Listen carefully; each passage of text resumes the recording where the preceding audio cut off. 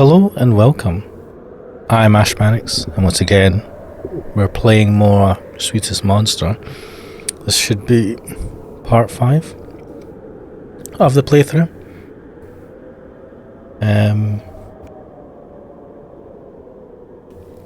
Just go through the obligatory warning. This story contains artistic depictions of sexual conduct. All characters in this story are over the age of 18. Any similarities to real people, living or dead, are coincidental.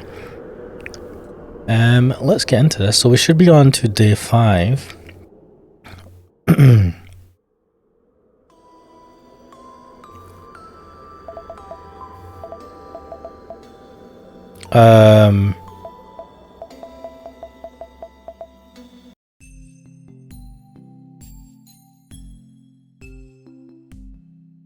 Right. I think, yeah, we're on day 5. Right, day 5.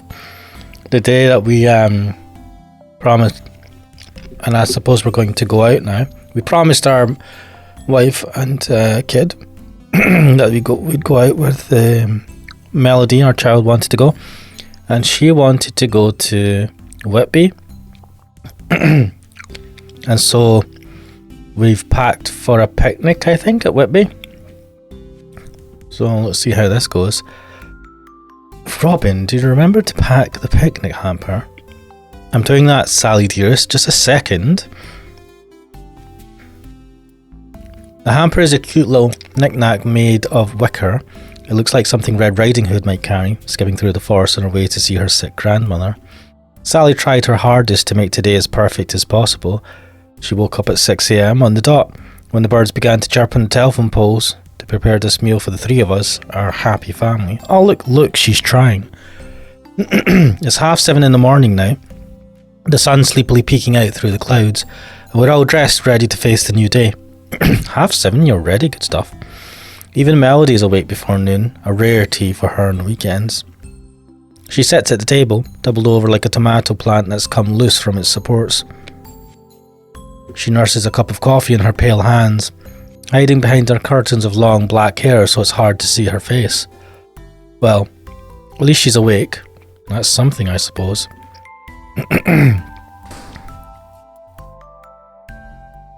I take the basket with me and nudge my way out through the front door.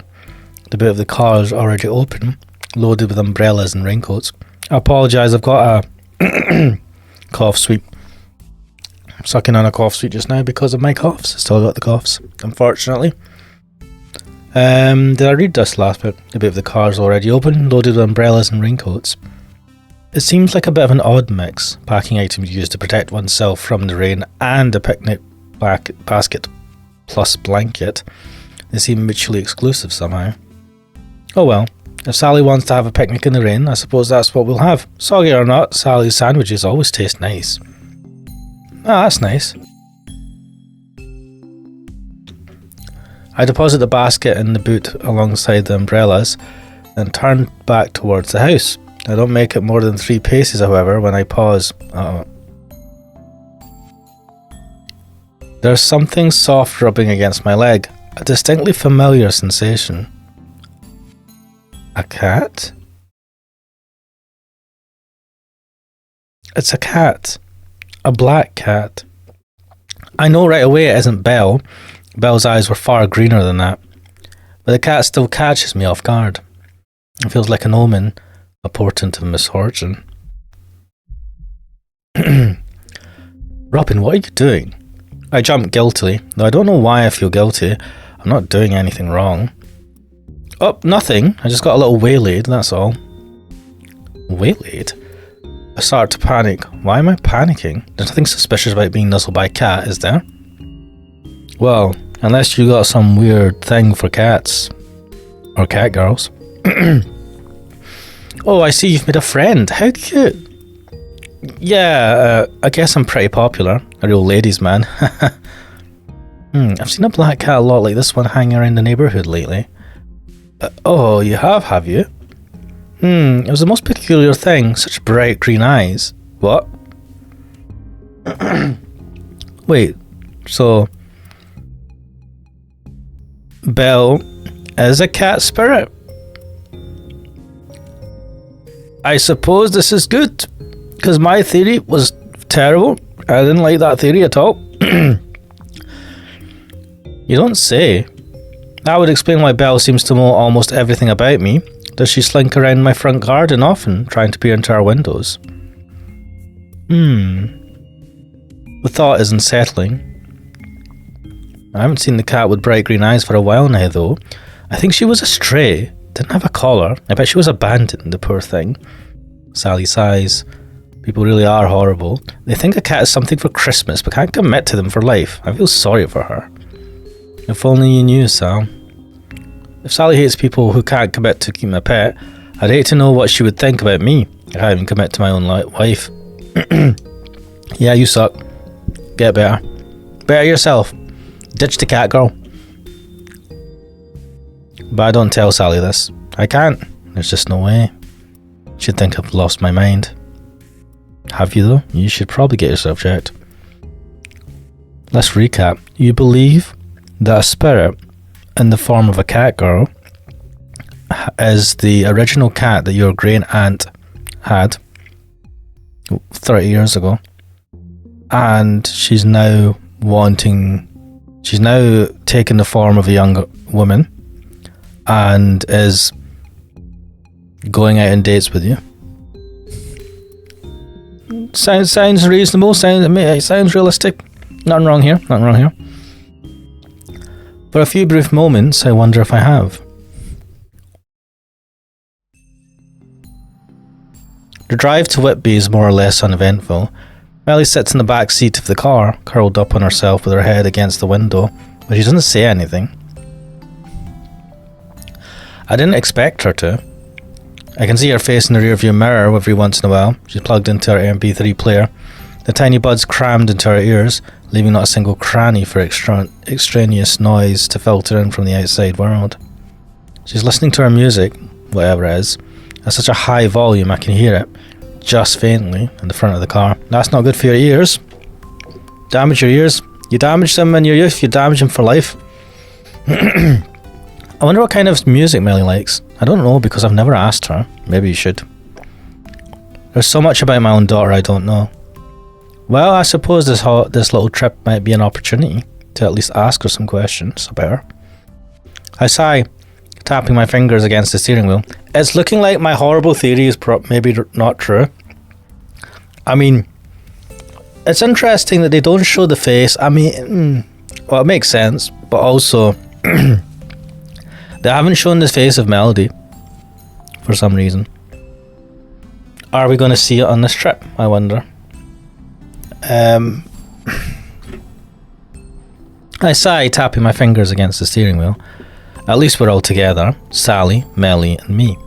We sit underneath the same roof, brought together inside this tiny tin can of a car. That has to count for something, right? I'll make it count for something. We're going on a family trip.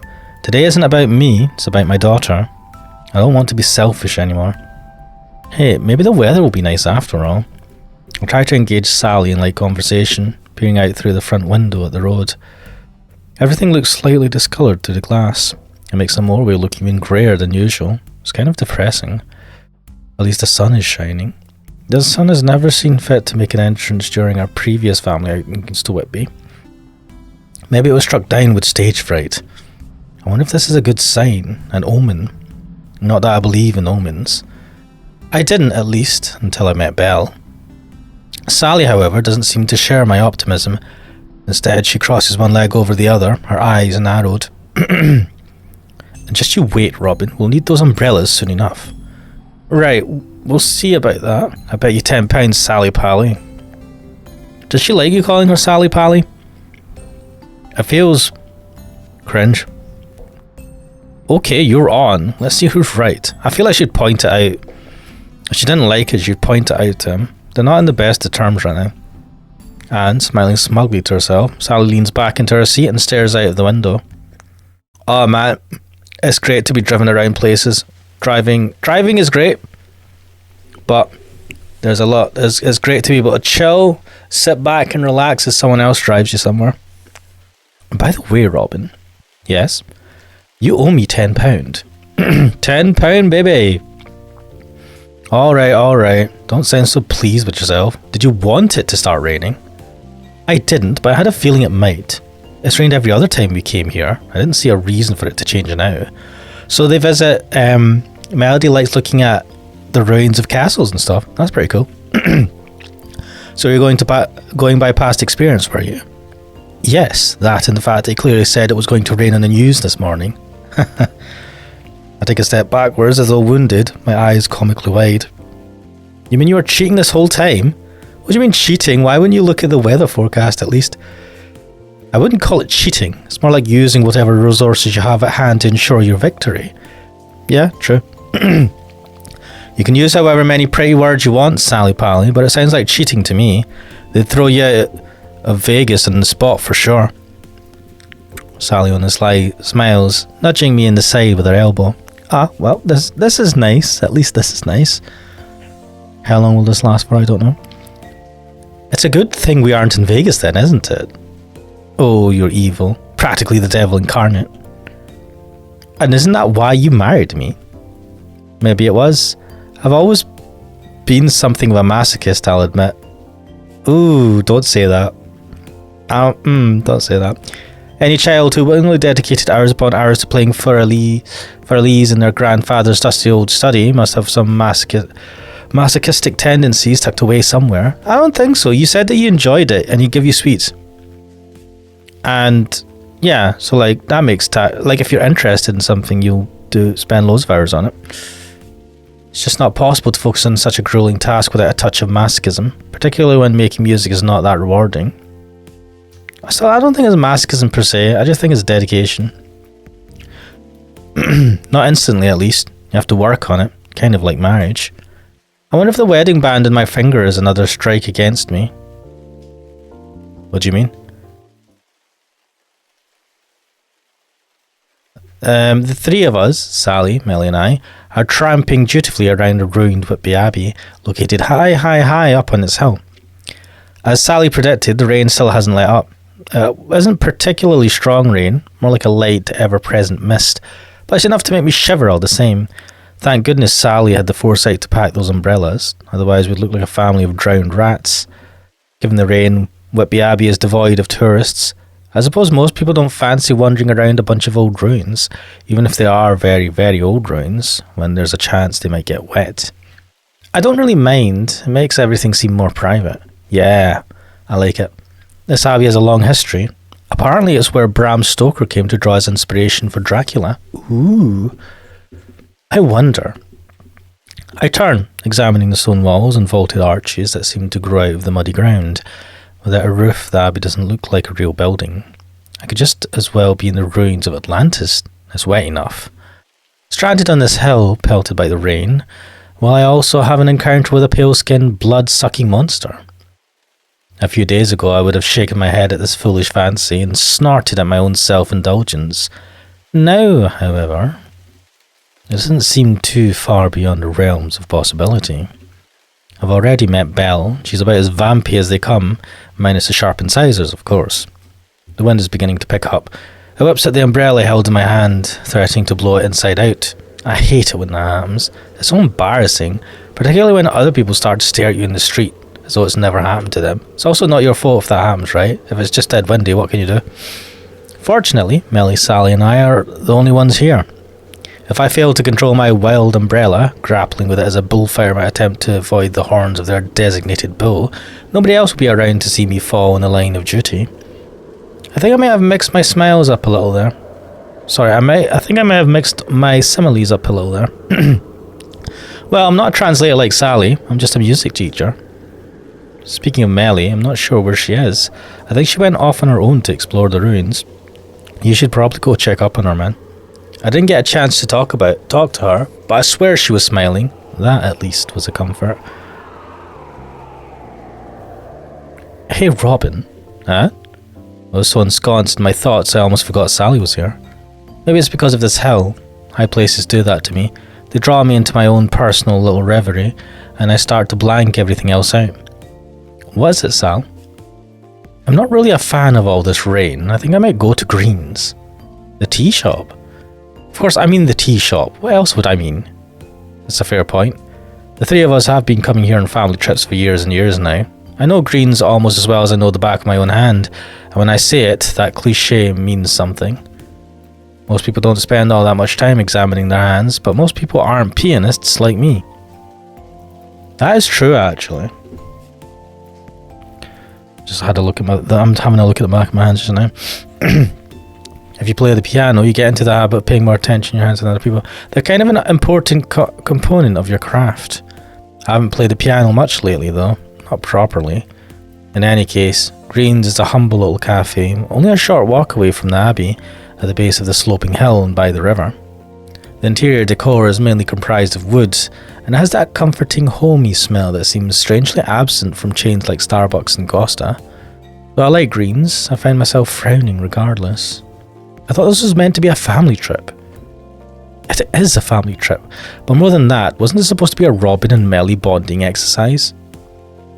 What about you? Wait. No. Yeah, I mean, yeah, but what about you? Why are you not... Like, there's a general issue with the relationship between both of you and Melly, it seems. Why are you shunning any, like, the responsibility of trying to grow closer to your child? That's not a good sign either. I open my mouth, close it again. I can't argue with that. Sally's right. Unfortunately, it seems the two of you haven't done all that much talking. Maybe not, but at least we're within a mile radius of each other. That's saying something. That may be, but you haven't said anything to her yet, have you? I rub the back of my neck. You sure say it like it is, Sal. That's because I'm a realist. I see things how they truly are. I don't get lost in my daydreams like you, Robin. I wonder if this is foreshadowing. And again, she has another point. Sal's always been made of stronger stuff than me, though she does so often favour those soft, pastel-coloured shirts. Okay. Anyway, I think you and Melly need some alone time. Try to talk to her a little. Ask her some questions. I think she'll appreciate it. I can hardly tell Sally that the thought of interacting with my own daughter fills me with dread.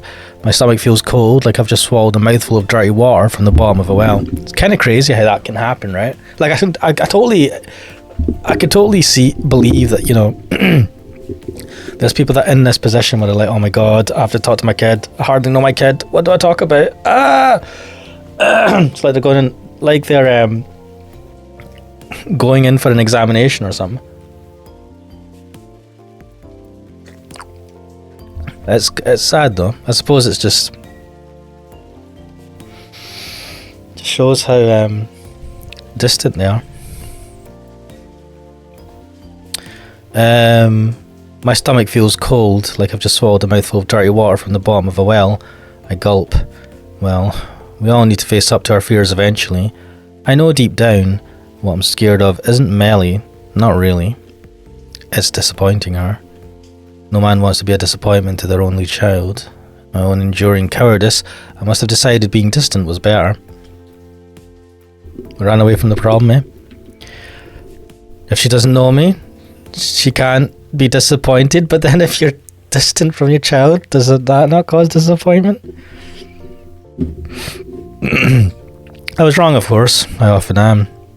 Right, you're right, Sal. I'll try to talk to her. Shouldn't Sally be there to encourage him to talk to her at least? I just don't like how she seems to be like, yeah, hurry, come on Robin, do your thing, and I'm just going to go to the cafe.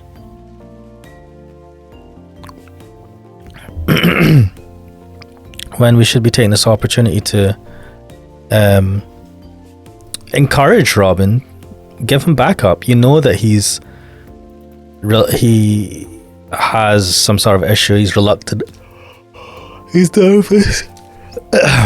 You should be giving him that emotional backup as his wife and as Melly's mum, right? I'm assuming she's a bit more comfortable than you than she is with Robin, because she doesn't seem to run away from you like she does from Robin. I don't know. That's just me though. I don't like the rain, but I think Melly does. Maybe that's because when it rains, fewer people go outside. I like it when it rains. Partly because there's fewer people outside. It might be hard trying to talk to Melly now though. She isn't here, I lent her my keys a couple of minutes ago. She said she left something in the car. Maybe her umbrella? Good. I know it might be hard, but taking the first step is important. Ah.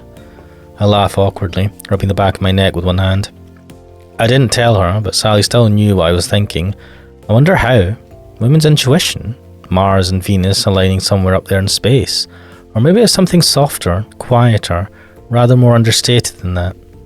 She knows how I feel because she cares about me. She knows how you feel. She can read you. That's a good sign, right? Of your relationship. Why can't you read her? Or whatever. She loves me. Sometimes I do wonder, but nobody understands me like Sally does. Sally Pally. Now.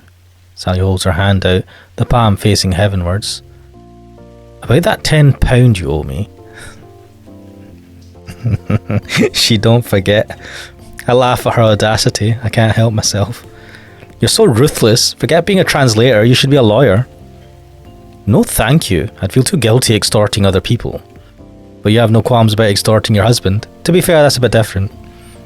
Yeah, that's different. You vowed that you would always love me, come hell or high water. Doesn't stop most of those celebrities you read about in those gossip magazines. Doesn't stop most of the kids' parents at school either. It certainly didn't stop Arabella Waite. Wait. She got a divorce, but was it her fault or was it her husband's fault? Yes, well, you just tried to divorce me, Robin. Hell hath no fury, you know. I know. You know, that's good though, right? I don't know where this is going. I'm scared to see where the story goes. But it's nice that she's like, you dare try to divorce me. You know, and she is showing that she knows him. She can almost read his mind at times. There's good in that. She's smiling. She doesn't say anything when he calls her Sally Pally, which is super cringe. She's a winner. With a small smile. Oh dear. With a small smile, I take my wallet out of my pocket and I hand the money over to Sally. Here you go. Don't spend it all at once. Thank you kindly. Sally takes the money out of my hand and slips a slightly crumpled £10 note into her back pocket. I'm surprised he had a £10 note on him. Most people just have money on their cards. They don't carry that much cash with them. I watch, framed by the ruins of Whitby Abbey, as Sally walks down the hill. Her blonde bun, pinned to the top of her head, bounces with every step she takes. Yeah, why does she keep her hair in a bun? I get the feeling that he doesn't like that. Even after all these years, she's still the same old Sally I married. My Sally Pally. This is so cringe, but it's so realistic. Such a cringed Sally Pally. I can't get over that. It is adorable at some level, but it just, Sally Pally is so cringe. And because he's a primary school teacher as well, it just gives off kind of is that what, you know, it's just weird. I shake my head, sighing. Guilt creeps up on me, an almost palpable thing with cold hands that make me shiver. What on earth am I doing to Sally? To Melly? This needs to stop. I need to stop it all now. What started out as an innocent distraction has gone too far, and I'm starting to get scared. Now I wonder, is this story going to miraculously have Catgirl Belle randomly appearing now? Because for all intents and purposes, she shouldn't be here in Whitby. I'm pretty sure that's a decent, wherever they stay, it's a decent ways away from Whitby. She should not be here. I must be scared, otherwise I wouldn't be shaking like this.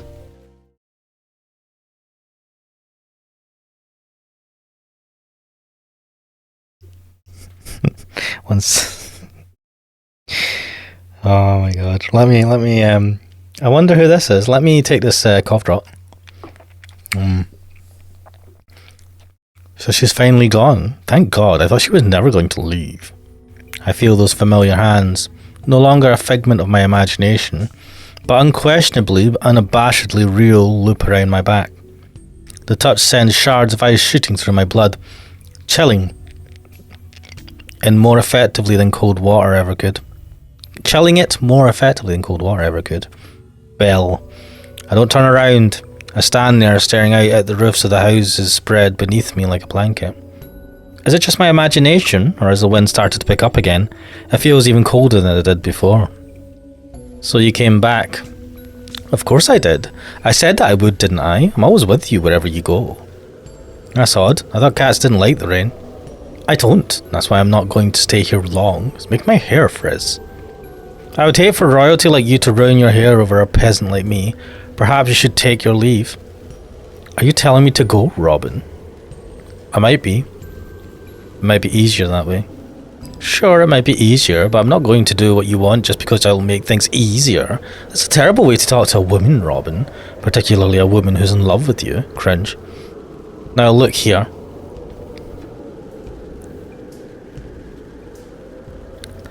No.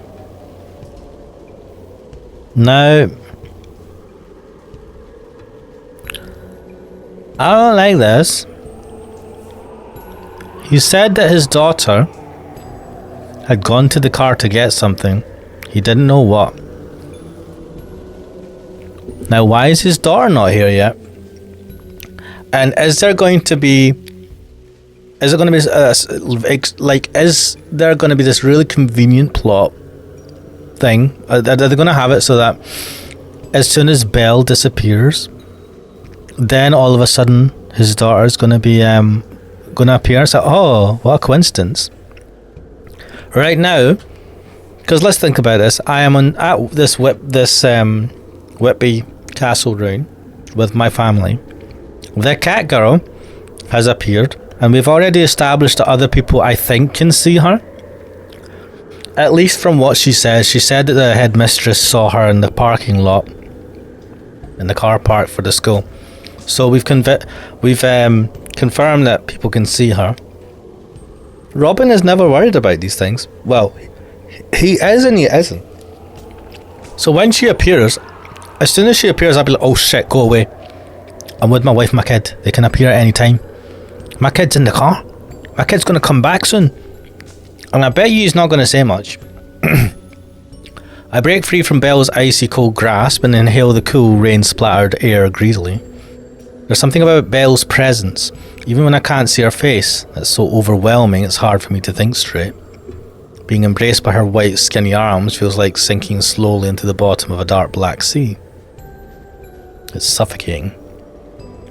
Spine-chilling, I might say, if this were a Hammer House of Horror production, which it isn't. Thank heaven for small mercies. Belle stands there, looking much the same as ever. She's forgotten her school uniform today. I suppose that makes sense, given it's a Saturday, and instead wears a dark coat. Oh, wait a minute. She just wears why would you wear a school uniform during the week? When you don't go to school?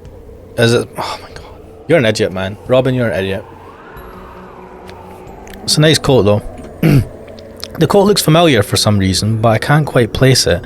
So this umbrella she's holding, shielding her hair from the rain.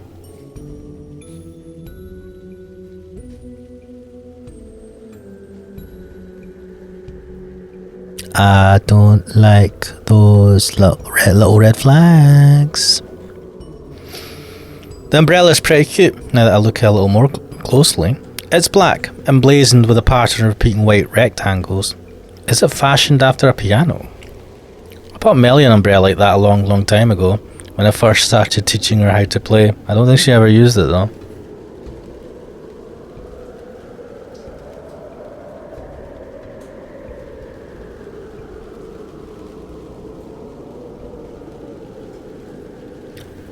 Now, Melly just magically had to go to the car to get some stuff, and all of a sudden, Belle appears. I don't like this. My theory is becoming more probable. The one like that umbrella, the coat looks familiar. I can't pinpoint it for some reason. The umbrella as well. I think I bought Melly an umbrella like that. Mate, what the fuck? I don't know if I blame her. It was presumptuous of me, just like her name. I think you're the one who needs to look here, Robin. Belle's eyes are just as green as ever, so bright they pierce through the gloom. In the darkness, they almost seem to glow. I don't... Oh my god. Please don't be right. The implications. Like... The reasoning. The background. The whys. The whys and the whys. Why? Why? No. Let's not think about it. She's just a random spirit cat girl, guys. This can't work anymore, Robin. You know it can't. But what do you mean? You can't play at being a good husband and a father whilst being my beloved at the same time.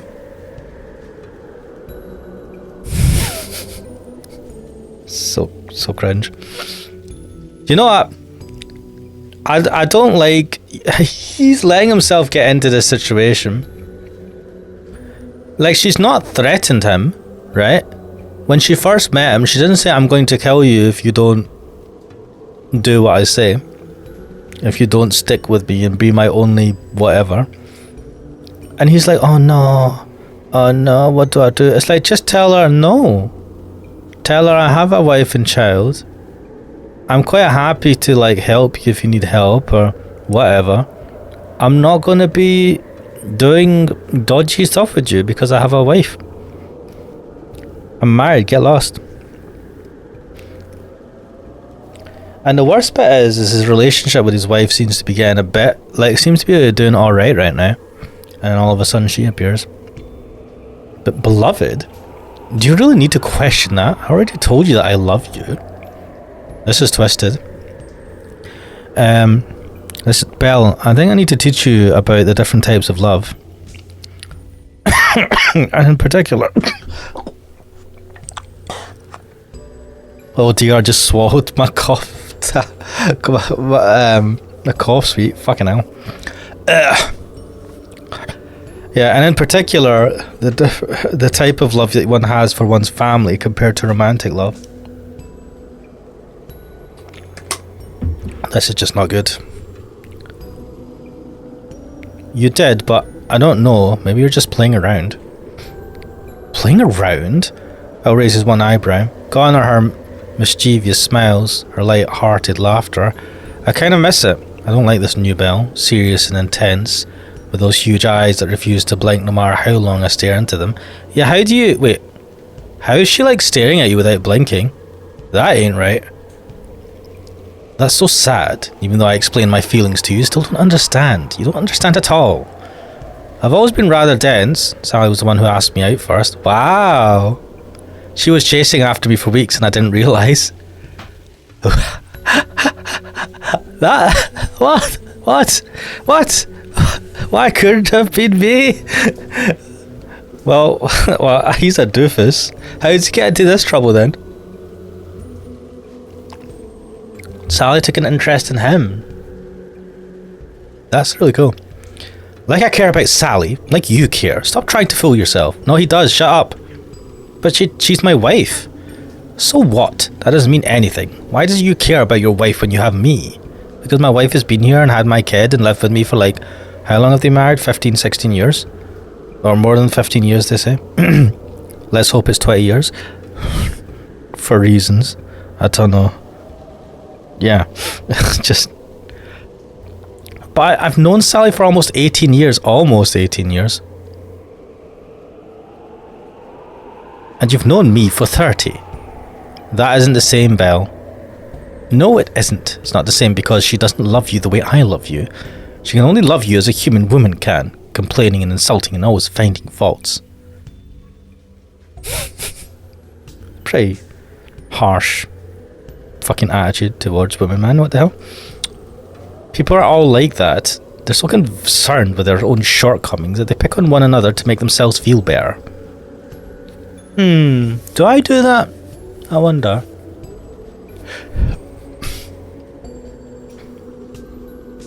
There must be a part of me that does that. I mean, I feel like most people kind of fall into that sometimes. Do I feel better when I'm picking on someone else's faults? It's not real happiness though, no matter what they tell themselves. It's all fake, hollow and empty. Ah yes, all this love within marriage is fake, or just love in general. It's all fake. You should get with the random spirit cat girl that appeared on a random bridge in the middle of the night. Yes, that's the answer to this problem. People are all hollow and empty. You're literally a spirit. What are you talking about? I'm not like that. I love you for who you are. I've loved you from the moment I met you. No, you didn't. No, you didn't. You fucking used to scratch at everyone. You hated everyone when you were a cat, didn't you? What is this bullshit? Oh, Robin, man. Oh, shit.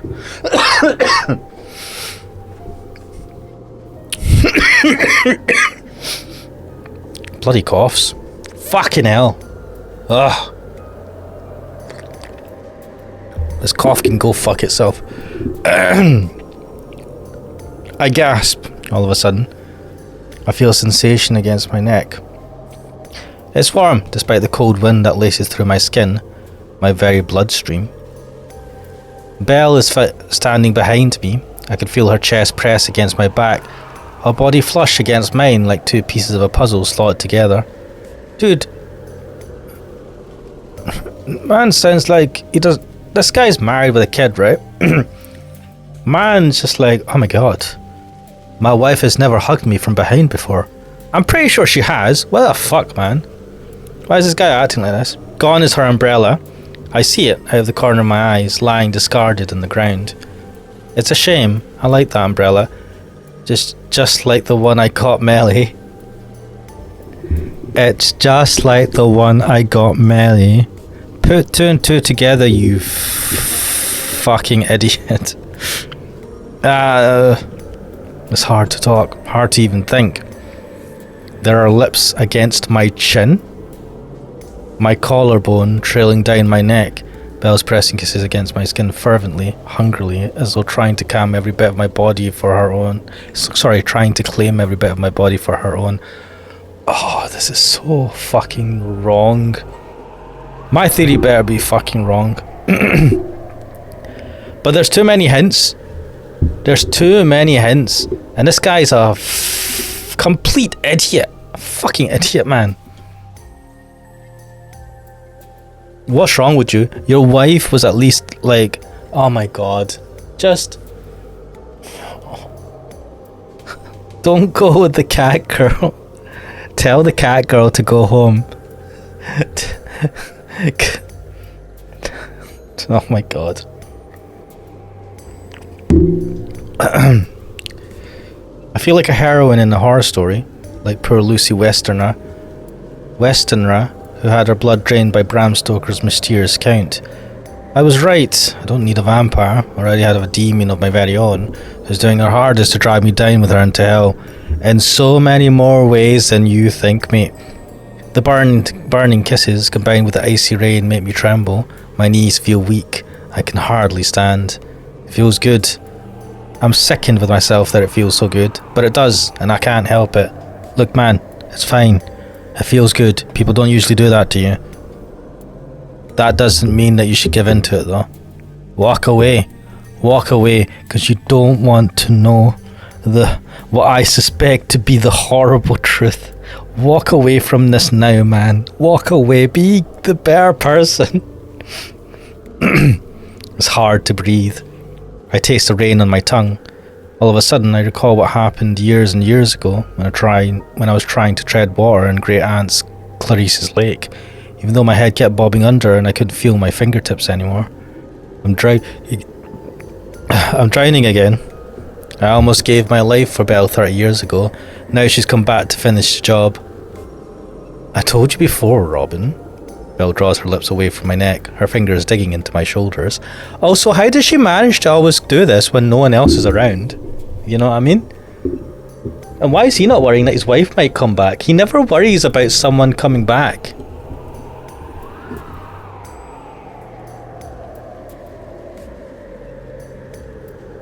I feel like that means something. Maybe I'm missing something here. I feel her breath against my bruised skin, sticky with saliva and the falling rain, and it makes me tremble all the more. I'm a selfish girl. I don't like sharing. Ugh. Another kiss. Oh, 1 second, guys. Just gonna have to pause this. Sorry about that. Just had to take a go. Where were we? I'm the most selfish girl who ever lived and whoever shall live. Charming. Oh, we're back here. She's baiting us. Lovely. I can't stand watching you and your wife together like that. Both of you smiling. It turns my stomach. It makes me want to kill her. But Belle, I wish I could reply with something. Anything. But I can't. It's not possible. God. The words die in my throat, lost amongst the sound of the wind and the rain and the soft sucking noises of Belle's lips against my neck. I wonder if this will leave a bruise. Now, how the hell will I explain that to Sally? Maybe I could tell her Count Dracula got me, the real one, not Bela Lugosi, who's dead after all. What would probably be more believable than the truth? Please, Robin. Belle nips at my flesh with her teeth. Make up your mind. You need to choose between the two of us. It's rude to string two women along like this. If you're not careful, you break my heart. Interesting, right? How she's saying the two of us, meaning her and Sally. She's not bringing Melody into this. Interesting, isn't it? Even though Melody is his daughter. And, like, if she's wanting to have all his attention, clearly the daughter is vying for that as well. Actually, the whole point he came out here was to try and get closer to his daughter, and yet Belle doesn't talk about that. But why? Why now all of a sudden? I don't know. Maybe it's because I kissed you yesterday. It made me realise something. What exactly? That I'm tired of waiting around for you. I waited more than 30 years just so we could talk. Give the girl a break. I'm going crazy here. Well, if you waited 30 years... If you're able to wait 30 years just to talk to him, couldn't you wait another couple of years to whatever for anything else? That doesn't make sense. You're acting like a child. Oh, it's almost like you're a child. Rather than a aged spirit.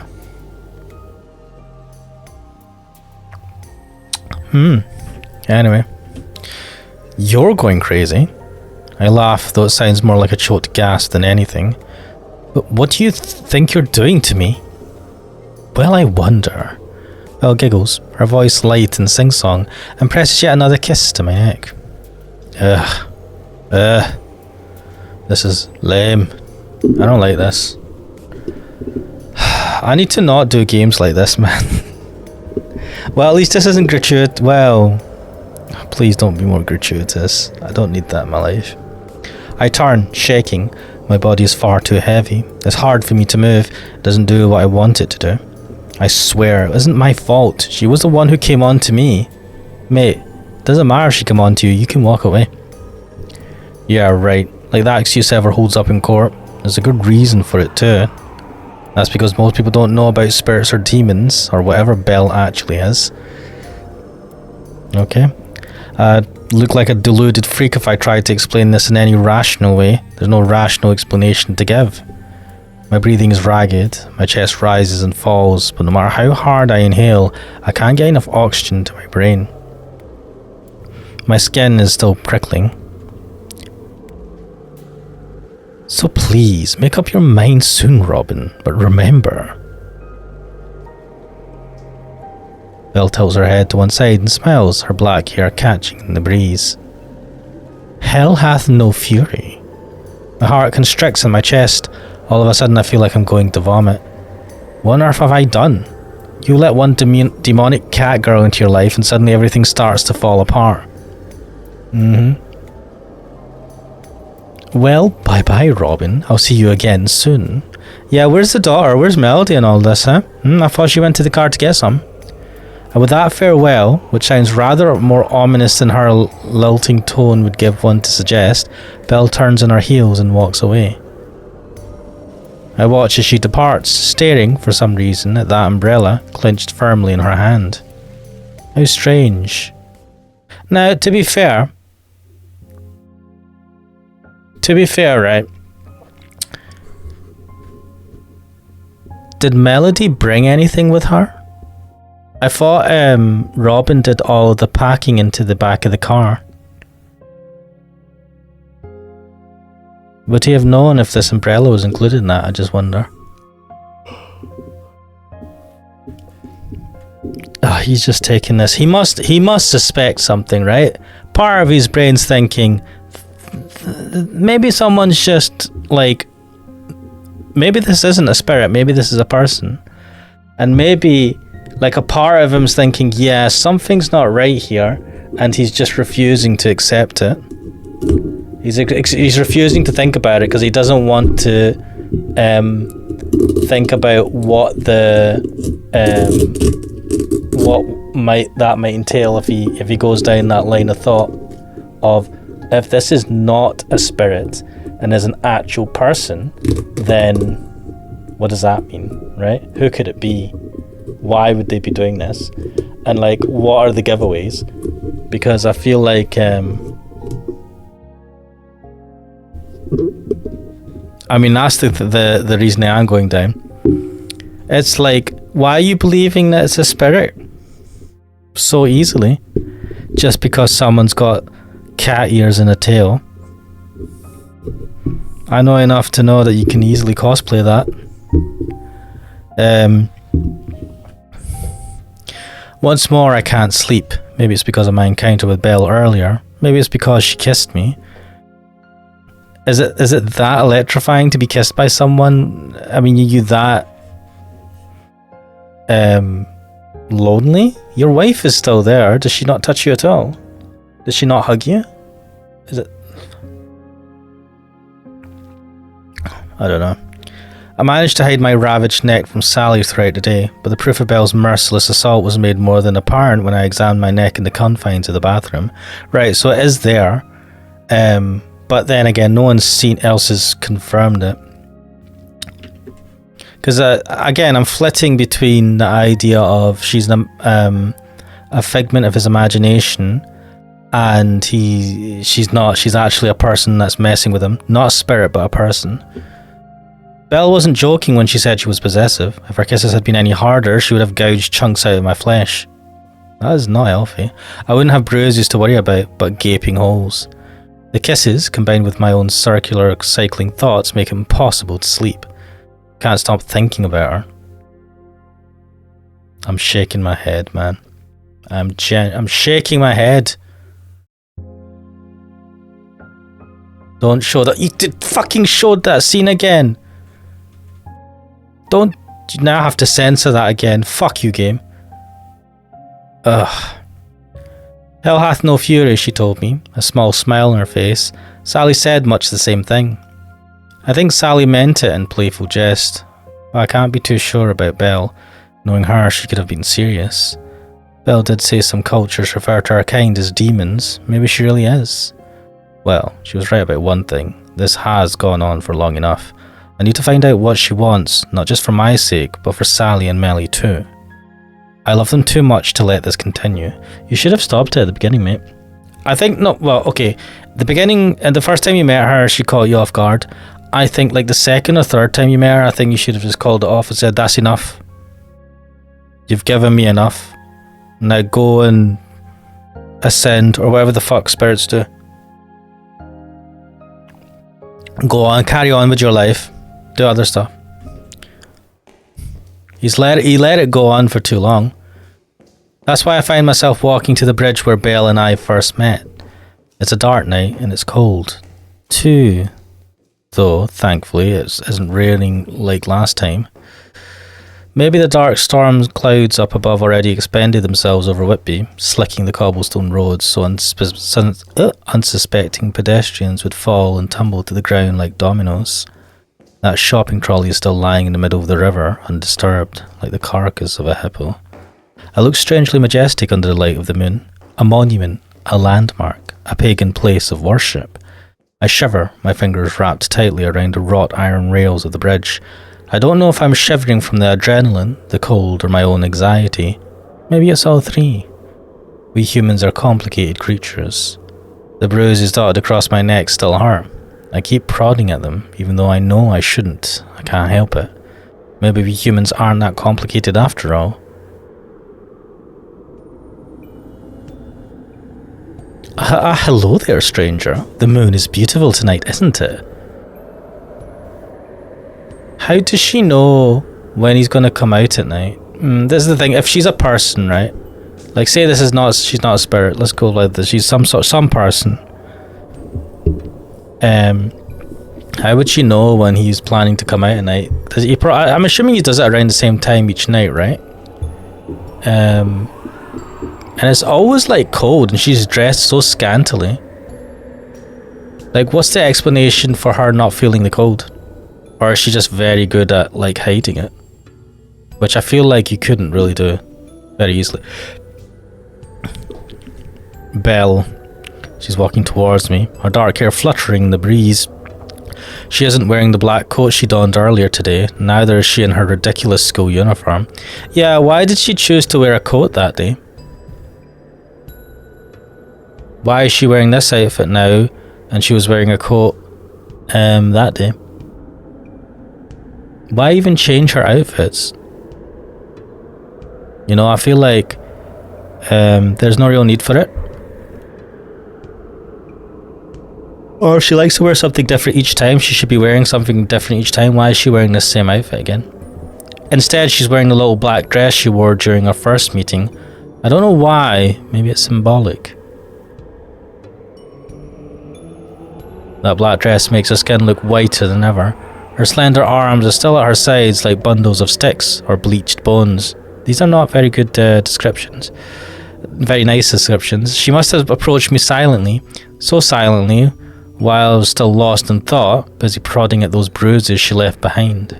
Her footsteps are silent even now, like those of a cat's. She doesn't make any noise, not even as the wind plays through her hair or tugs at her skirt. Oh god. I'm so and the comparisons, he keeps making comparisons with his daughter. These are all bad signs. I'm so happy, Robin. She comes to a halt, standing before me. I can hear the beating of her heart even though we're not touching, separated by just a hair's breadth. I can't debate the finer points of Belle's existence now. I have too much proof. Before today, perhaps I could have convinced myself Belle was nothing more than an illusion, a delusion. But now I know. The bruises on my neck, Belle's lips against my skin, the beating of her heart, make any such protestation sound silly. Yeah, but we still haven't disproved the theory that she's just some person fucking with him. She really is real, and this is not a dream. Even if I pinch my arm, I'm not going to wake up. I've fallen too far for that. I'm so happy. I'm so happy that you came back to me. For some reason, I knew you'd be waiting. I'm glad I had faith in you. She blinks up at me from underneath her long, sooty eyelashes, a smile on her face. Well, I can be very persuasive. She reaches forwards, the tips of her fingers brushing against one of the ugly bruises on my neck. I flinch back, shivering. Her hands are cold like ice, and her touch chills me. You know, Belle, I was wondering something about that umbrella you had today. But Belle places one finger against my lips, silencing me. Her touch is so icy it draws my breath out of my lungs. She's trying to change the subject. Let's go. I want to take you somewhere. I don't like where this is going. But where? I'm stuttering. I can't help it. I can't say anything to her. I can't fight against her. She was right. I already belonged to her. God damn it, Robin. Captivated. Mesmerized. All it took was one glance from her bright green eyes and I was under her spell. She might have taken the form of a black cat, but she's no familiar. She would make a more than adequate witch. Oh, don't look so worried. I'm not going to do anything bad. No. I hate myself for feeling this way, but I'm almost disappointed. Almost. What the hell has this girl done to me? You've done it to yourself, man. Come on. You've let yourself get pulled down this road. No, it's not anything that you don't want. Belle. But she doesn't listen to my feeble protests. I don't blame her. It's not like I've made a very intelligent case for myself during these past 5 minutes or so. She takes hold of my hand, her fingers entwined with mine, and turns to leave. I follow her for want of knowing what else to do, her willing captive. Now where are they going to go in the middle of the night? She leads me across the bridge and I walk behind her, her footsteps merging into one single noise. She could go anywhere, and in my current state I would follow her, right to the bottom of the lake, or to the very ends of the earth. I'm enthralled, much like the rats that followed the Pied Piper of Hamelin to their untimely deaths. We're at the park, very good. And we're here. I blink, looking around. I was so lost in my own thoughts, slow and syrupy, that I completely forgot to pay attention to my surroundings. It's the park. I went there with Belle before, and she ate that stupid ice cream, her eyes half lidded and her lips pursed. Do not flash back to that. The playground equipment looked eerie under the moonlight, the paint flaking, the rusted old swings creaked back and forth in the wind. There are no other people. We're the only ones there. Of course we are. It's 1 in the morning. What kind of parent would let their children go out at such an hour? That's a good question, Robin. I know I'm not the best father, but I would never permit Melly to do something like this. Let me just have a sip of tea. Question, Robin, do you know what Melly's up to at this time? No. Melly. I wonder how she is. Is she tucked up in her bed, fast asleep? Maybe not. Joanne Fowler said she was something of an insomniac. That's why she seems to muddle through life, her head hanging, dark bags underneath her eyes. It hurts knowing your one and only child might be suffering and being unable to do anything about it, incapable of helping. Maybe that's why I started avoiding her. Maybe that's why I stopped talking to her, looking into her eyes filled with a vague misery I could not understand, hurt. She's suffering, you're not able to do anything about it. You can at least support her, you goddamn asshole. I don't know. I'm not being through this. I just don't like his character. I don't like where he's taking himself. And talking about this like this pisses me off. It made me feel like a failure. I wanted to help her, but I didn't know what to do. In the end, I made it even worse. Could you not have talked to the therapist? You had professional help. Can you not have had discussions with her? Would they not have told you about things that you could have done to help her? I don't understand. Like, you're taking her to therapy. You couldn't consult with the therapist about ways to help her? I really am a bad person. Do you know what? I'm beginning to think you kind of are. Like, you're not the bad type of person that would, like, go around trying to do bad things. But, I mean, you're not a bad person, but you just end up fucking letting stupid shit happen via neglect and cowardice. If I wasn't, would I be allowing Belle to drive me around the park past midnight? This is no fairy story. This isn't romantic. I'm just an unfaithful husband. A distant father who's trying to abandon all responsibility. Yep, at least you're aware of it. It must have been easy for Belle to dig her claws into me. I walked into her embrace with open arms. Yep. Yes, you did. What are we doing here? Robin, I really do love you. Every time she says that, I get the shivers for some reason. But why?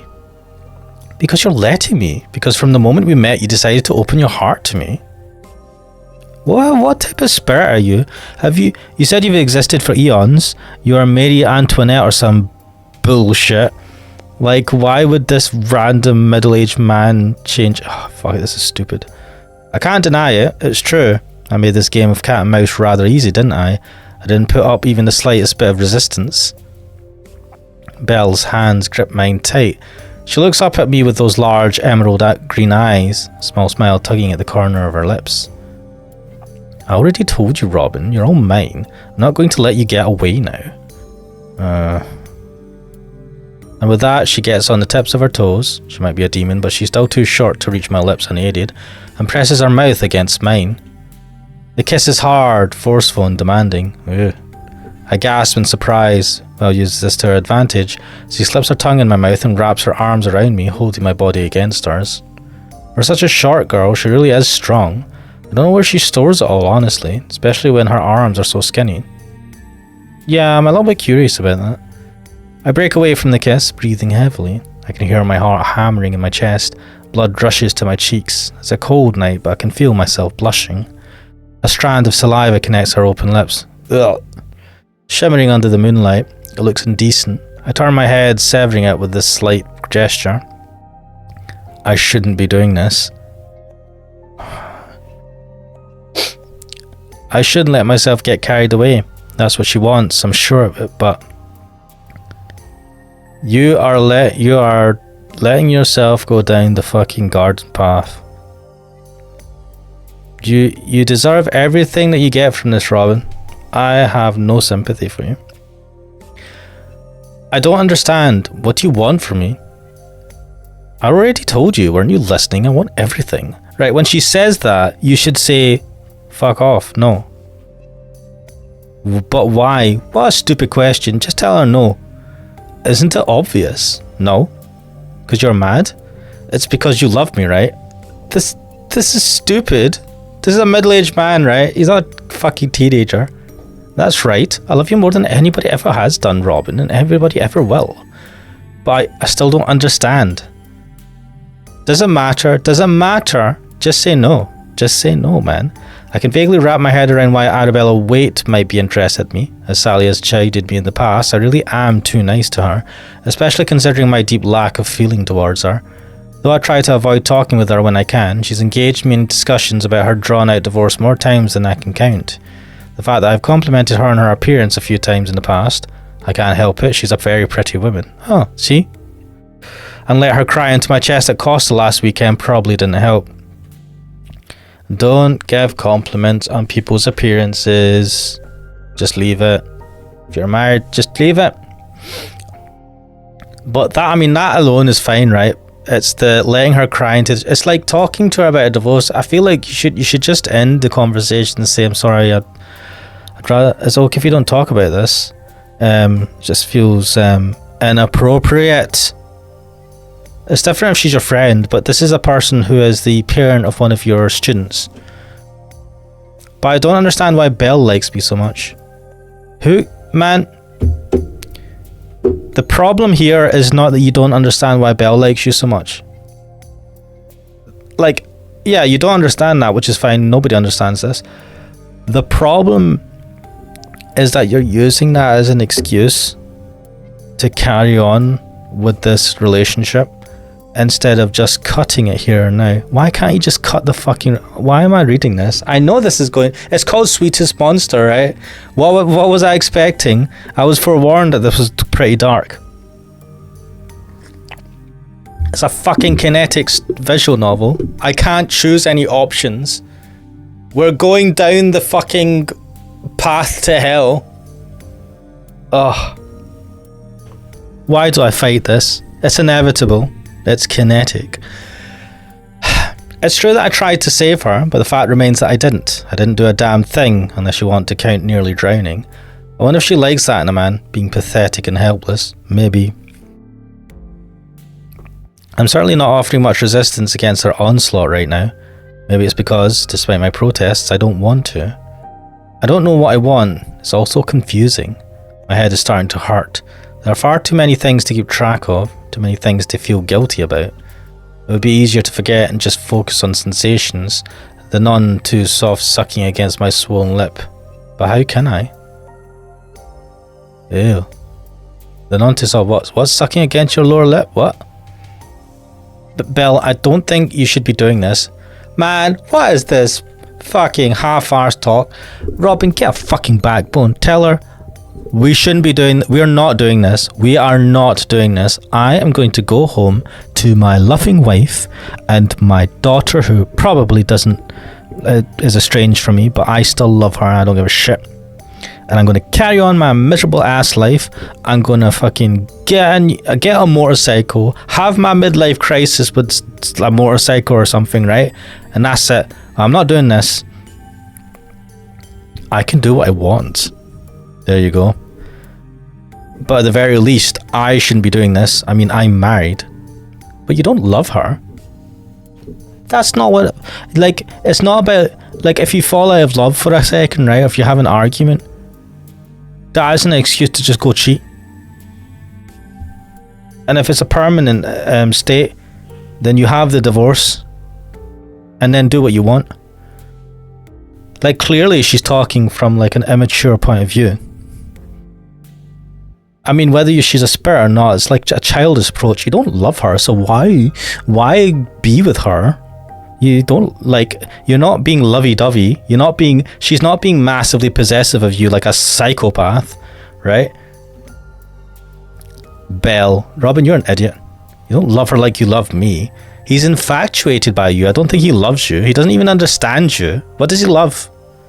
You're just wearing a dress in the middle of the night and showing him an affection. He's infatuated by you simply because you're giving him attention. You're a pretty girl. It's just... Oh, this is just fucking wrong. It's all just leaving us... I feel slimy, man. What time? We were over an hour. How could I possibly love you? I've only known you for a few days. Maybe, but that can all change. I want it to. Belle. Shh. I'm not a fan of all this talk. Humans all talk too much. Why do you have to try and rationalize every little thing? Just enjoy it.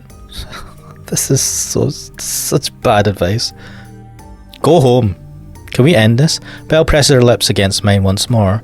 I feel lightheaded. It's hard to breathe. I think I'm going to pass out. It's a cold night and Belle's touch is frigid, but her lips are so warm. I'm melting. Yeah. Belle guides me to a secluded corner of the park, overcast by trees. This is not a good sign, guys. The moonlight makes her skin shine milky white. Belle leans forwards, pressing her lips against the hollow shell of my ear. Her breath glides across my skin. Her fingers are trailing down my chest towards my crotch, insistent, needy. No. Nope. Nope. Nope. Nope. Nope. Nope. Nope. I don't want this. I don't think I do, but fucking walk away. Fucking walk away. You better fucking walk away, Robin. She squeezes hard. I gasp. I don't give a shit, mate. You go home.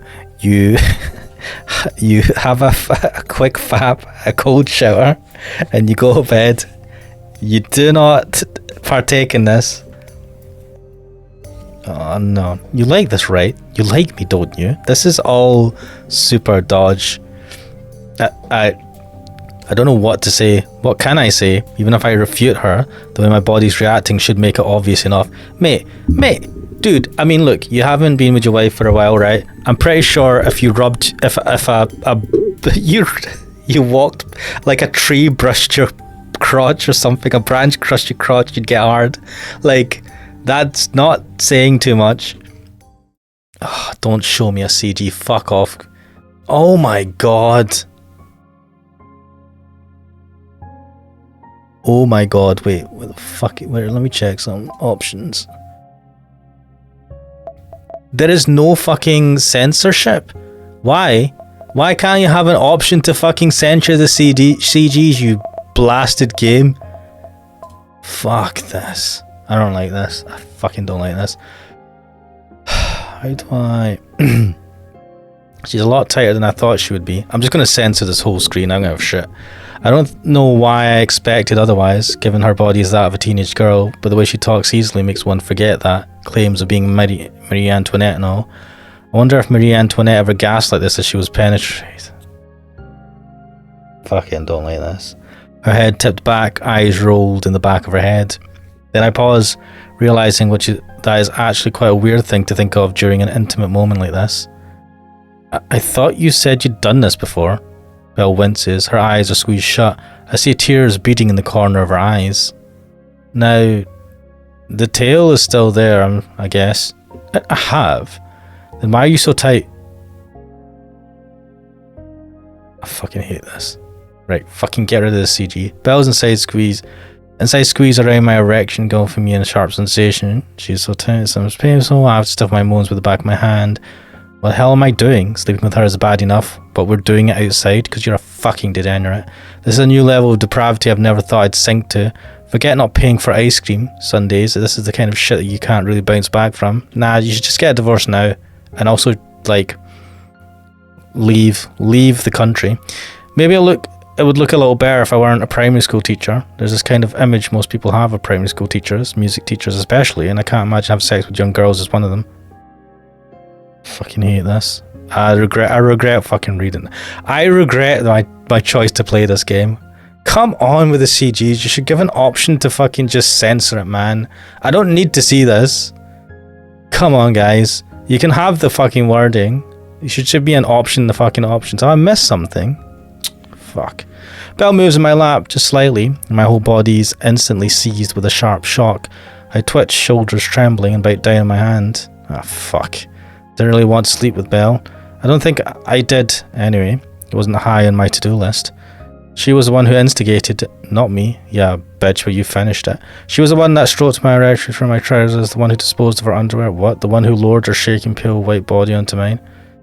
But I can't deny it feels good. The moans I'm making, escaping unwillingly from my lips, are proof enough of that. Belle's body is warm, sticky with her own clear fluids, gross, and that isn't the only thing. She's bleeding.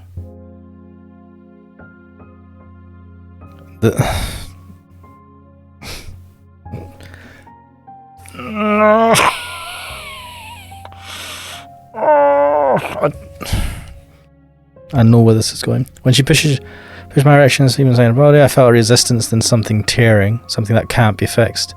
Though she isn't bleeding that much, it's still startling. The milky white insides of her thighs are splashed with bright red crimson. This is fucking wrong. Gross. This is just...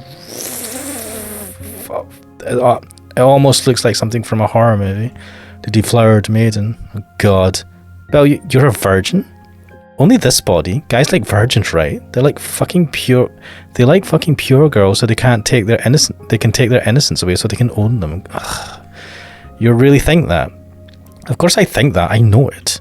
How? I can tell by how hard you are inside me. Mate. Right. Yeah. Get rid of this CG. I gasp. Belle exploits the situation. She dips her head, pressing her lips against mine in a heated kiss. Her tongue tangles with mine. The sensation of her kisses, mingled with the shifting of her lithe body in my lap, makes my head swim. I slide even deeper into her body when she shifts, until there isn't a single inch separating the two of us. I don't just feel close to her. It almost feels as though we're merging together, becoming one and the same. My erection is buried inside her body, and her fingers are entwined with mine, our tongues coiled together. Belle draws away and brings her lips against my ears, whispering under her breath. No, don't show me the CG again.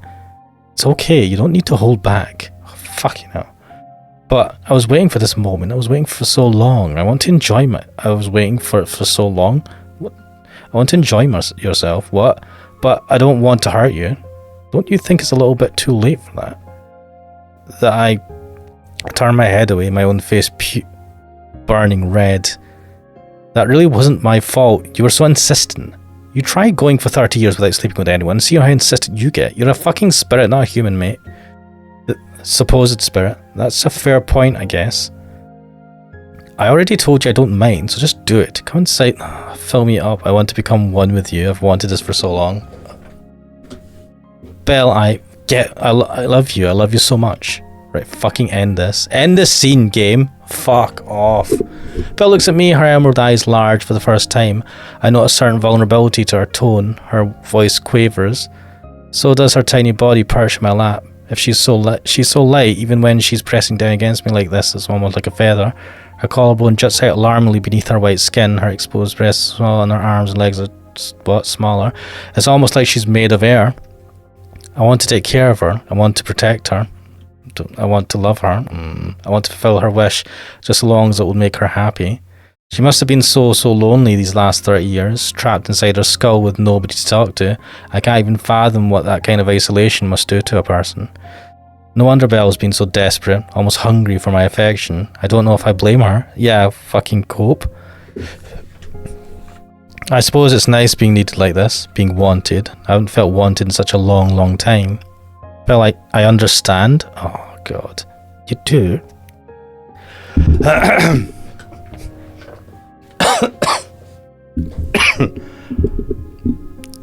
She blinks at me, dispelling a few stray tears. They trickle down her cheeks, catching in the moonlight so they shimmer. Not entirely, but I gasp again as Belle grinds against my erection. She leans forwards and catches my lips with her own, stuffing my moans with her mouth. I just mean I'm glad that you love me and I love you too. This is too much for me. I can't hold on anymore. She squeezes around me and I moan, burying my head against the crook of her neck. She wraps her arms around me, cradling me to her close, safe, as though in her own way she's trying to protect me. Perhaps that's what she wanted to do this whole time, but I was too suspicious of her motives to realise. She holds me against her chest as I come deep inside her, long and hard. Blah blah blah, I've been holding that for a long time. Fucking hell, man. This is giving me Tsukihime vibes that's pissing me off. When was the last time I slept with Sally? I can't quite remember. I don't want to remember. I don't want to think about Sally right now. God. Oh no. Man. Belle, I love you. I love you too, Robin. I love you. I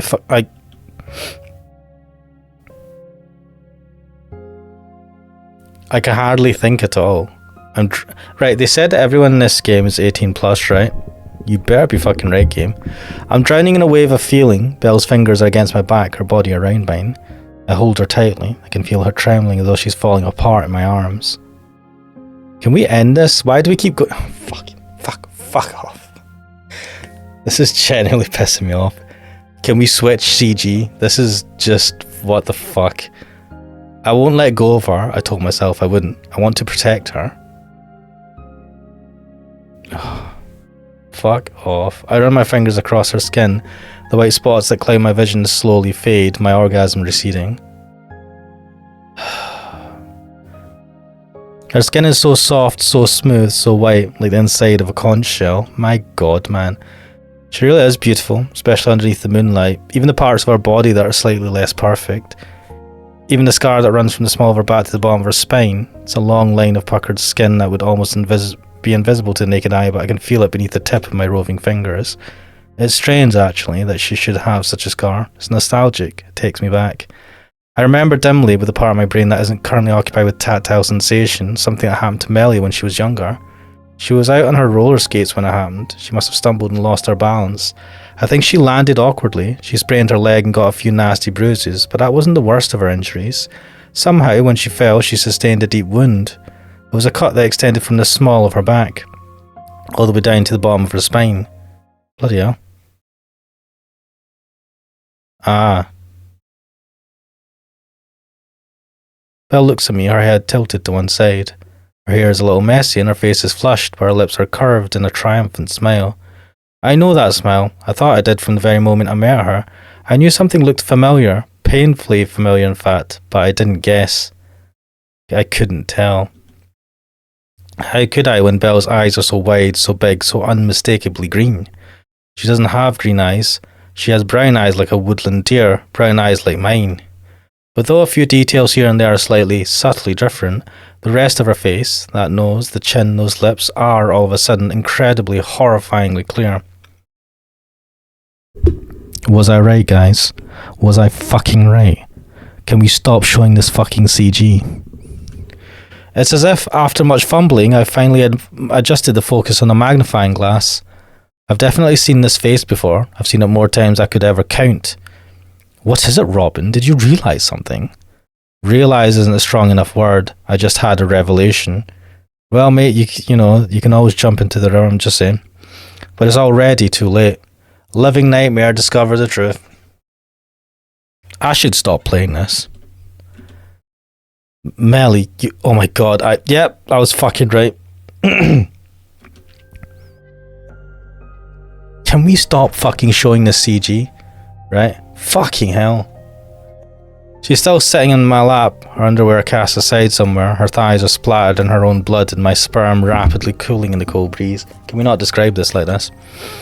I'm not erect anymore, but I'm still inside her. Her body's linked in the most intimate manner possible. But I didn't know. I swear I didn't know. Well, you fucking deserve everything you get, Robin. If I had known, I would never have. Fuck. Melly, you're Melly. Belle doesn't refute my words. I wish she would. By God, I wish she would. She only giggles that familiar little giggle of hers and shifts slightly on my lap. Please. What the fuck is wrong with this fucking visual novel? Come on, man. Put some clothes on her. Fucking change the CG. It took you long enough to figure out, dummy. Oh my god, now please change. Yeah, fuck this game. I was right.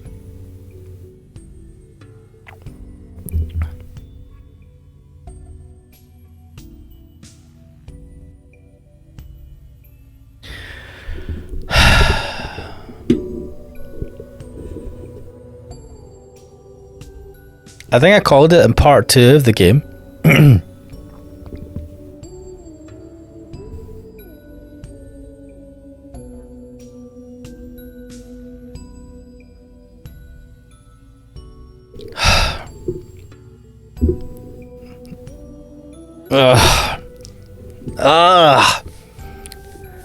You know, there's something very wrong with the author of this game. Just like kept having that CG there after finding out you couldn't have done us the favor.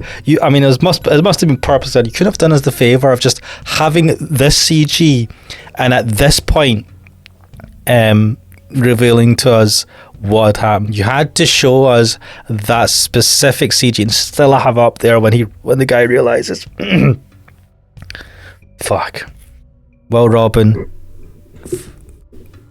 you're a fucking degenerate. An incestual degenerate. Enjoy. And your daughter is an incestual degenerate as well. Called it. I don't feel good about this at all. I feel bad. I wish I was wrong. You know, vomiting right after you've made love to a girl is kind of rude. I'm feeling pretty unappreciated here. I don't give a shit. I don't have anything to say. English is never my strong point. The words have all gone. I sit there dazed, staring at Belle, I don't know. I have no idea who this girl is anymore. She looks so much like Melly, but has none of her mannerisms. She shares every single one of her scars, her birthmarks, even her bitten fingernails, but doesn't have her stammered speech, her hanging head, her crippling social anxiety. Yeah, this is the thing that I was a bit confused about. Is his daughter got a split personality, but also what? Who thought of this? I'm just fucking like I was right. I didn't want to think too much about it, and then the deed. Fuck this. I need to fucking wash my brain out with soap. Like, it's one thing to say, oh, a man slept with his daughter, and you're like, oh, that's gross. The way this draws it out. And the man thought she was a spirit cat girl. You fucking idiot. Who is this? What's going on? But what on earth are you? I already told you, silly, I'm a spirit. Belle grins smugly, like a cat who's just caught a mouse. But she isn't, Belle. Melly, my only daughter, my little girl. What did you do? What did you do to my daughter? Oh, so this is my fault, is it? I think the real question is, what did you do to her, Robin? What? Fuck. Yeah, there was a lot of that. I can still feel it. I'm kind of sore now. Fucking... I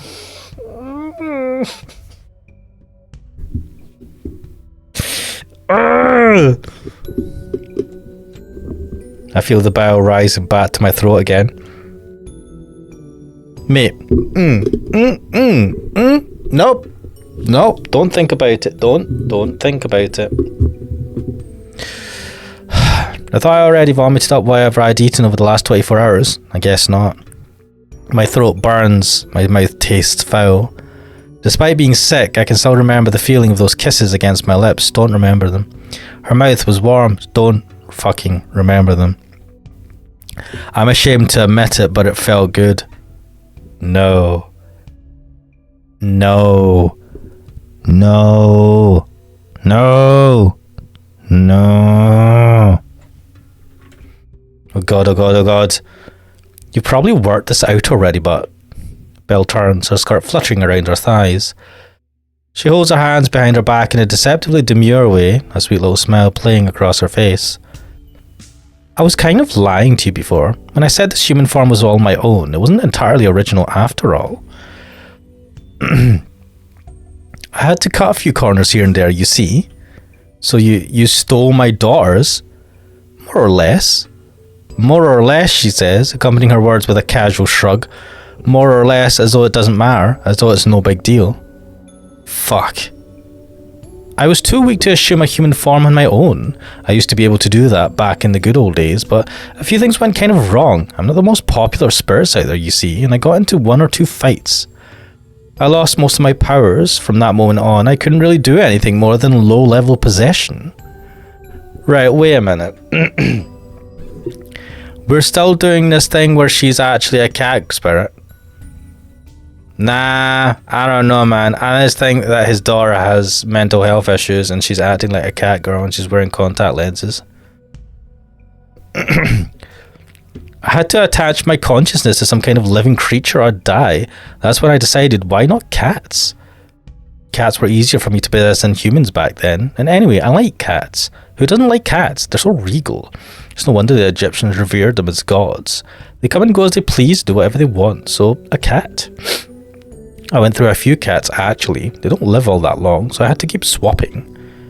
It was kind of fun for the first 10 years or so, but after that, inertia really takes its toll on you. Nobody talks to cats, and if they do, they don't expect an answer.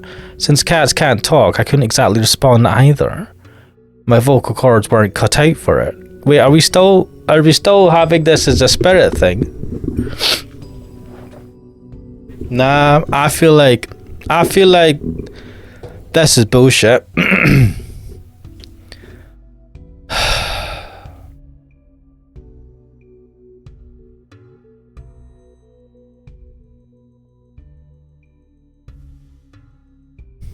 I really fucking don't like this. I felt like I was going insane. Maybe I did. I know I already told you this, but I think I really would have lost my mind if you hadn't tried to save me back then. It gave me a reason to keep going, to keep living. So you thought that to repay me, you would possess my own daughter and then do the bad with me? That's so wrong. That is so fucking messed. This better, like, that's almost worse than the idea that his daughter has just got mental health issues and has a split personality disorder. That was when I decided to get my hands, not that I had any hands, on a human body as quickly as possible. But why did you choose my Melly? Well, why did I wonder? Belle smiles from Melly's mouth, distorting it into a coy little grin that makes my stomach turn. There were a few reasons. I won't bore you by giving too technical an explanation, so I'll try to gloss over them. Firstly, she lived close to you. I decided since you were the one who saved me, I wanted to stick by your side and thank you for your help. I don't like being in debt to other people, you know. Secondly, she was depressed. Depressed people are always easier to possess. Since they put up less of a fight, I guess they don't value their lives all that much. Poor Melody was so conflicted, and she hated herself so very much. Having a father with such high expectations didn't help. She was living from day to day because she had to. She was not a real human being, but a shadow. She was only doing what society demanded. Even so, she was miserable and hated her life. She wanted out of it, but she was too afraid to commit and kill herself. Not after what happened last time.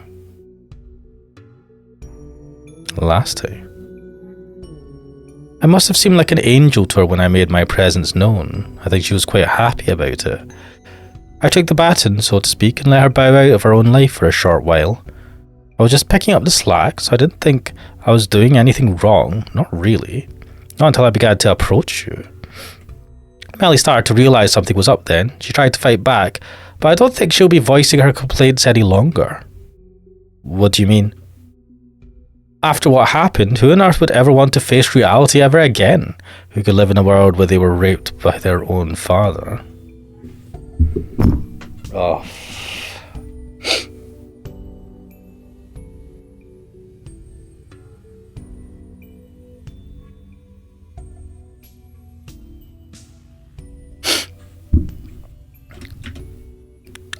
I didn't know.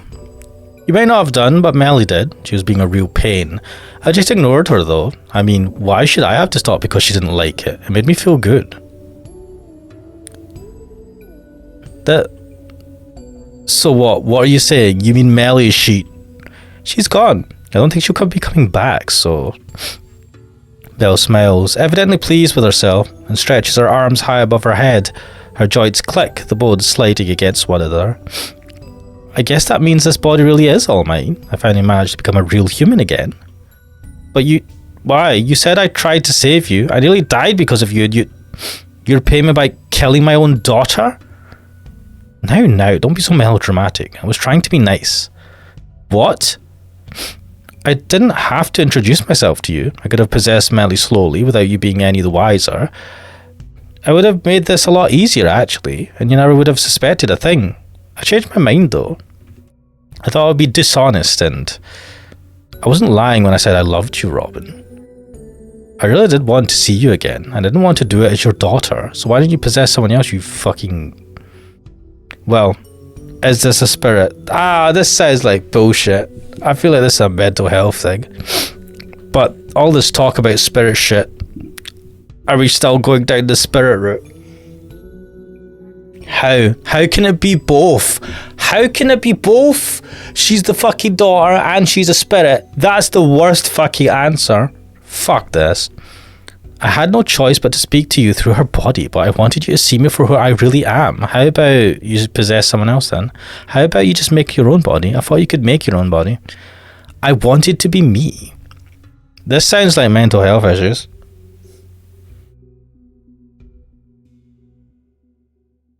I've only acted the way I have out of love. You just can't understand it because you're a human, right? So you've now destroyed his daughter.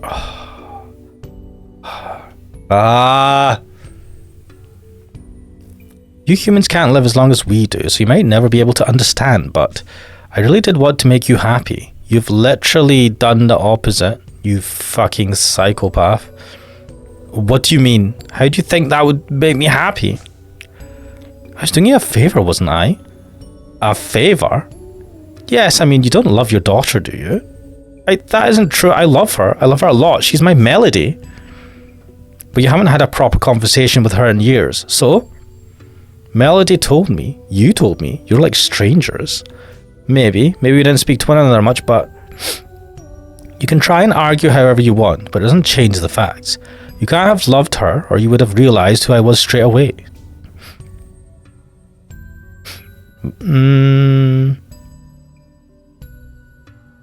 I mean, I bite down my lower lip, my face blanching. That doesn't necessarily mean he doesn't love her. It's just that he didn't recognise her. Because he doesn't look close enough at her. She's right. How can I call myself Melody's father when I never realised this whole time Belle was interacting with me through her body? I don't think that's because you didn't love her. I think that's just because you're a fucking idiot. She was a disappointment. You wanted a daughter, but Melody wasn't the daughter you wanted. She was tone deaf, clumsy, and also very, very shy, just like the ugly duckling from the fairy tale. Wow, shut up, Belle. I helped turn her into a beautiful swan. You said it yourself. You think I'm beautiful, don't you? Can we kill you now? Belle leans forward and takes hold of my face between her ice-cold hands. Is she a spirit? Is this legit? Or is this just mental health? I only notice now the significance of her poor, shorn fingernails, been down to the quick through years upon years of stress, anxiety, and constant worries. Those fingernails, chewed and mangled like the surface of an alien planet, don't belong to her. They aren't Belle's fingernails, the fingernails of a monarch. Marie Antoinette. They're melodies. Belle's whole body belongs to Melody. Every single one of Melody's memories, her thoughts and feelings are engraved into Belle's skin like Egyptian hieroglyphics in the side of a rock. Well, I couldn't read any of those signs. I never even bothered to try. Is that because I don't love my daughter? No, it's different, man. It's not, this is stupid logic. This is fucking stupid logic. Did I ever love her? Dude, this whole time was I just deluding myself? Don't believe the stupid spirit. You should thank me, Robin. Melody should too. Get fucked. Bad wording. I was able to turn your disappointment of a daughter into somebody you could be proud of. Somebody you can love, and you do love me. You told me yourself. I wasn't lying either. I love you too, Robin. I love you so much. More than Melody ever did. I don't understand what you're so upset about. It's too late to develop a guilty conscience. I love you and you love me. And isn't that enough? I think it is. I've never been happier than I am right now. I want you to be happy too. Can you turn back time? Stop this from happening. Go possess some other person and fuck off into the ether. God, fuck.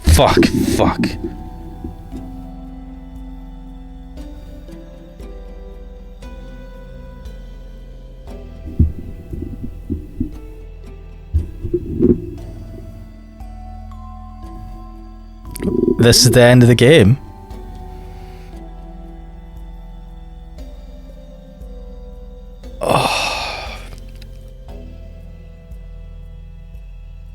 Oh, it hurts my soul. It fucking hurts my soul.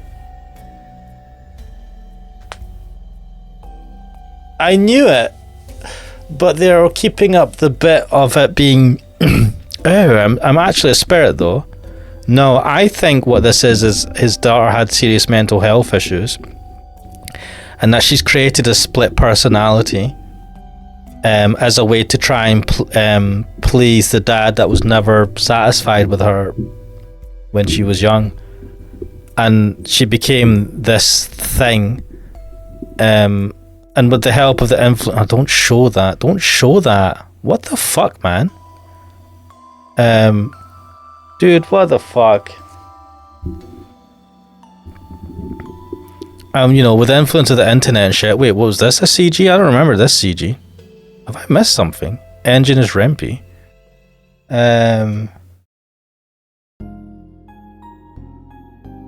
Wait, there's another day? Right, well,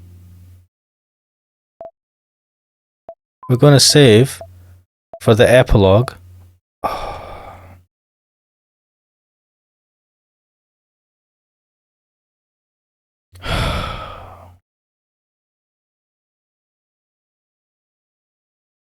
I was right, but I was also wrong. I still think it is his daughter. It's not a spirit. And I'm going to have to heavily fucking censor this. Jeez. And I think that she has a mental health disorder, which has caused a split personality. I don't think she's a spirit. I think that's bullshit. And then what the spirit was saying was like a representation of what was happening. It was this dominant personality taking over, and the other part of Melody, what would be thought as the original part of Melody, dying because of the things that this new part of Melody was making her do. Fucking hell, right? What do you guys think in the chat? What do you think's going on? Do you think it is a spirit that's just like possessed his child and made her do this and all that, or do you think this is a child that has mental health issues and created this new personality to try and gain the love of her father, but it went way out of control and became super twisted?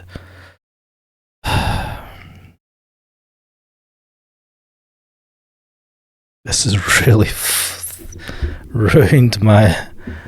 I knew it was kind of happening, but I don't like the thing they showed. Why they focused on it for so long?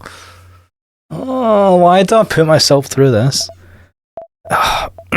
Anyway, I'll leave it there for now, and we'll continue with the epilogue next time.